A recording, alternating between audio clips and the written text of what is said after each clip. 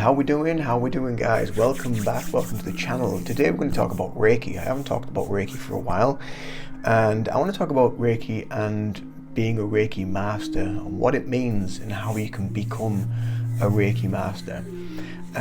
So it's, as with anything within this healing journey or path, it is a journey. It really is a journey. And so for many, this might be just kind of like, well, I kind of already knew that. That's fine. On you go.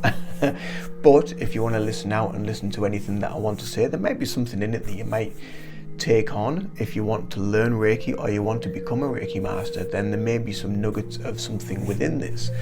I don't know everything about Reiki, and that is something that we will get into in this video, because when we learn Reiki and we go onto a path of healing, we go onto a path of discovery, it's also about being humble and being aware that none of us know everything, and we're always learning, we're always finding new things, new opportunities, new ways of doing things, and streamlining the way that we work and the way that it helps our clients more, or recipients, whatever you want to call them.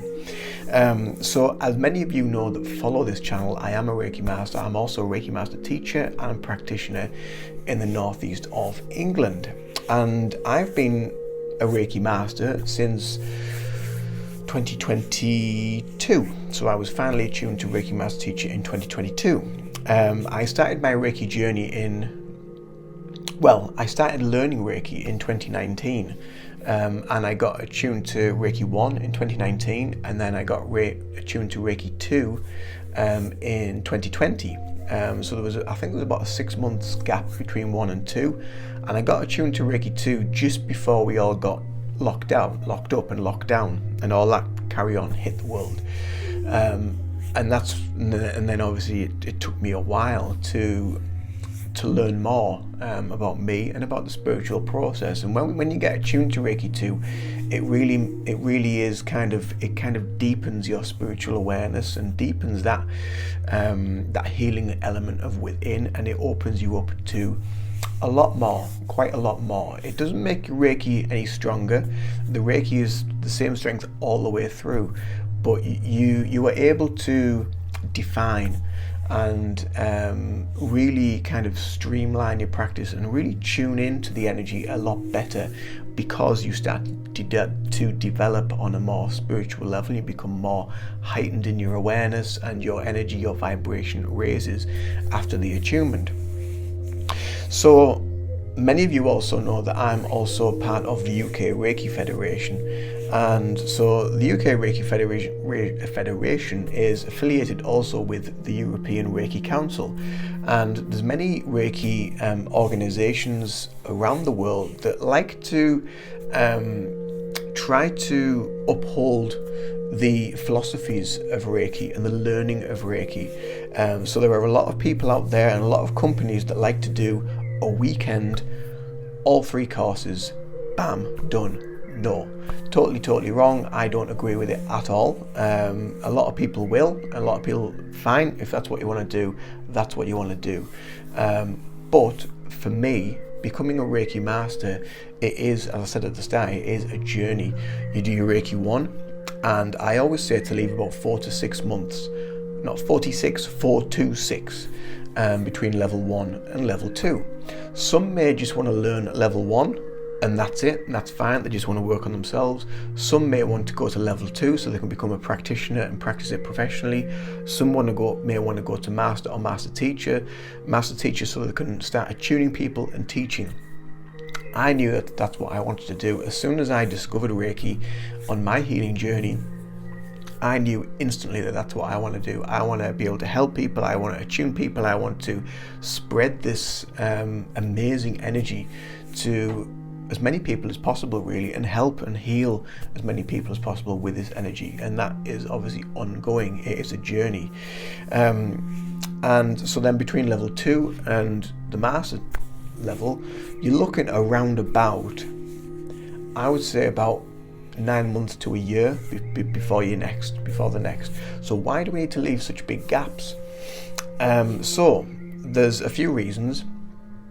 One the main reason for me is the energy and the energy upgrades that the body receives is a lot. It is a lot for the body to take in. So the attunement process and the attunement of the energy that you're receiving is a lot. And for your physical body to be able to heal and develop over that space of time, it needs time to be integrated with the energy, because a lot of things will change.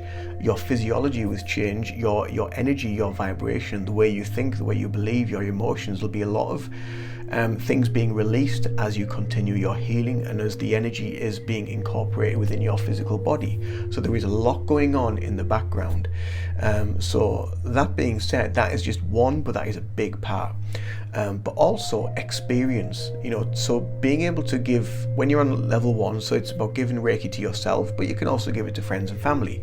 And giving it to friends and family, it opens you up to being able to help others. So you can give the Reiki, and you may feel strange things, you may feel sensations, you may feel heat, you may feel cool spots, you may feel tingling, you may see colours, you may have emotional outbursts, and that can be for you and your client or your friend or family.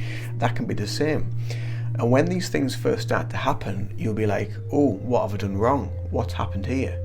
Has something gone wrong? Has the Reiki hurt the person? I mean, Reiki never does any harm. Reiki is only there for the highest good. But again, it's part of your learning journey. You need to understand why these things are happening. A lot of people will just be like, oh shit, I really don't know what's going on. I don't know what's happening. So they reach out to other people, preferably their Reiki master that attuned them. However, a lot of these online courses that I did talk about, they don't have a lot, from what I understand, they don't have a lot of sort of backfall. So if one of the students that have trained online run into difficulty, they don't really have anyone to turn to. That's just from my understanding, from the experience that I have had from other people that have been attuned online. However, if you get attuned in person, you have a dedicated Reiki master teacher like myself. My students can turn to me and ask me questions. We have a WhatsApp group, we have Reiki shares, we do Reiki shares online over meets and what have you, so we can get together, catch up and talk all things Reiki, and about any stumbling blocks that may have been in their way, or things that they have discovered, or things that have happened that they need to talk about. So there is a lot going on in the background. You've got your own healing, and you've got all these different things that are happening when you're working with people, but you're also developing, you're also learning and getting experience and knowledge through this time, through these journeys, and that's why you need this space. So, and then between Reiki 2 and Reiki 3, because your vibration is lifting further, there is a lot more lifting and healing and stuff being revealed from within that can come out, and it can come out quite violently in some cases. Extreme bouts of emotion, extreme spiritual sort of upgrades, and a new unveiling of awareness. You may come in contact with spirit guides or the spirit realm, or you may feel energy around you a lot clearer, and you're not really sure what's going on and what it is. So we need this time between 1, 2 and 3. In Japan, it can take years to go between 1 and 2, but because of the Western world and everyone wants everything yesterday, it's been kind of like packaged and put in a deal, and people need to learn it as quickly as possible because they want to make money from it. But that's not the way to look at it. It really isn't the way to look at it. It's about being humble with it. It's about journey and understanding as well that you need to put your ego out the window and forget about it, because whatever happens, things that do happen, if you're not sure what is going on, sometimes things happen that when I experience with clients, and I'm like, I don't really know what this is, I'm not quite sure. Usually my guides and my spirit team will help me out, but if they're unaware and they're unable to help me, I'll turn to my Reiki master and I'll ask him, and I'll say, right, this happened, what do you think this could be? So we need to drop the ego and be humble with this energy, be humble with the learning, and know that we don't know everything. And that is the reason. So when you become attuned to a Reiki master, you're not actually, although you are attuned to a Reiki master, you've got a lot of experience because you've had the space between 1, 2 and 3. You may have had clients, you may have done Reiki 2 and become professional and started a little business. But when you become attuned to Reiki master, the learning really, truly starts there. So that was for me. As soon as I became attuned to Reiki master teacher level, for me, everything's on a spiritual level just went boom. It just went flatlined, and everything went so quiet because I knew there was something going on in the background, a lot of healing, a lot of upgrading, a lot of development that I needed to do. And then eventually, after around about 6 or 7 months, things started like coming back online a little bit at a time. And I was like, okay, so the energy's starting to build up now. I'm aware that the reason why it's been so quiet, I've had to work on me. And that is the most important part about your Reiki journey, is working on you and keeping yourself of a higher vibration, keeping yourself balanced, keeping yourself healed. And if you're not feeling on top form, if you're not feeling good, if you got a cold, if you got a flu, move your clients to another day, because of reciprocal healing, because you receive the healing when you're giving the healing, whether it's contact or distance, you're going to receive more of that energy than your client, and that's not ethically right. So, we've got to be humble, we've got to put the ego out the way and not just think about the money, not just think about the big bucks, or the teaching costs or anything like that. We've got to do it for the right reasons and become a Reiki master for the right reasons.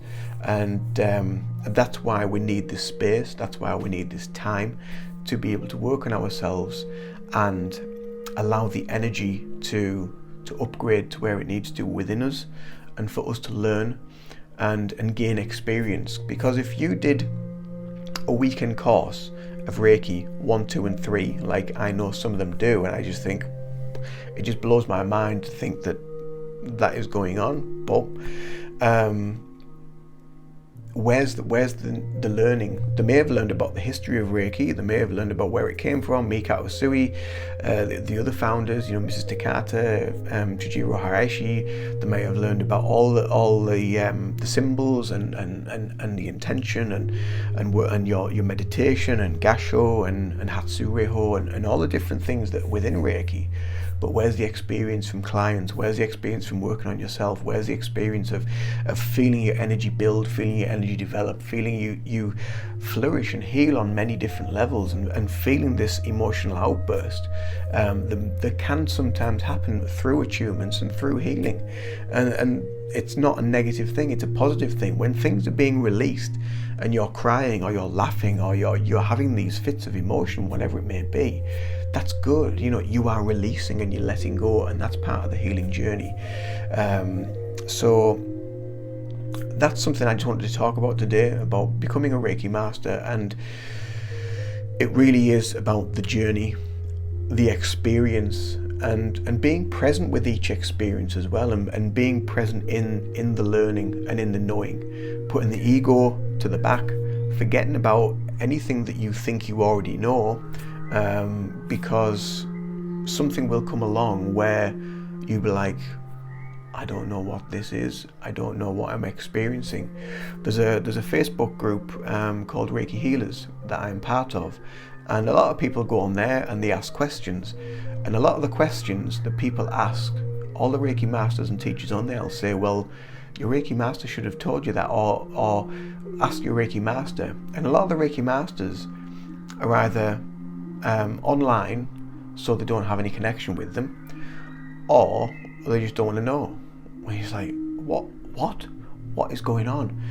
It's so important as a Reiki master to be there as a sounding board, as a pillar of strength, to be able to guide and assist their students on a Reiki journey.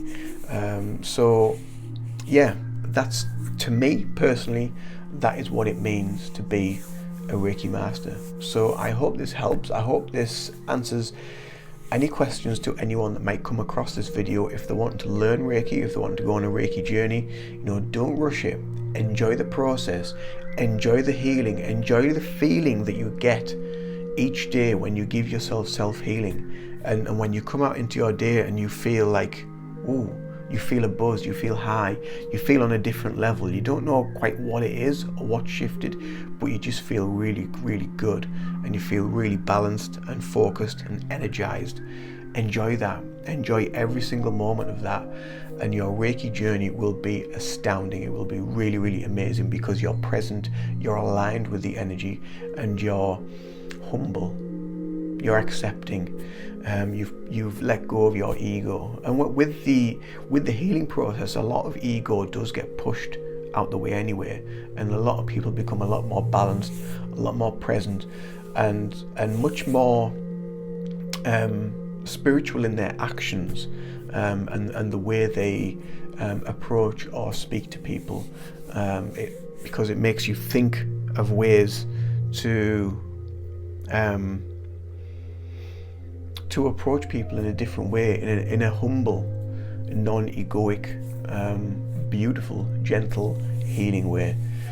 So I hope this helps. Much love to you all. Do give me a bing if you enjoyed this video, and don't forget to subscribe to my channel for more videos in the future. If you're new to the channel, then welcome. This channel is called Reiki Zen. My name's Ian. As I've said at the beginning of the video, I'm a Reiki master teacher in the UK, but I also do meditation. I do card readings and things like that, and oracle readings and intuitive readings through healing sessions. I've just done an Indian head massage course as well, so if you're local and you fancy something like that, I will be starting to put them into my practice as well. I'm just going through the client case studies at the minute, just to get my hands in and get practiced and what have you. So yeah, it's a wonderful journey, and it's a beautiful day, as we can see by the sun shining through. Spring is truly here. So enjoy your day wherever you are, or night wherever you are, and I will see you in the next video. Much love, take care of yourselves, bye for now.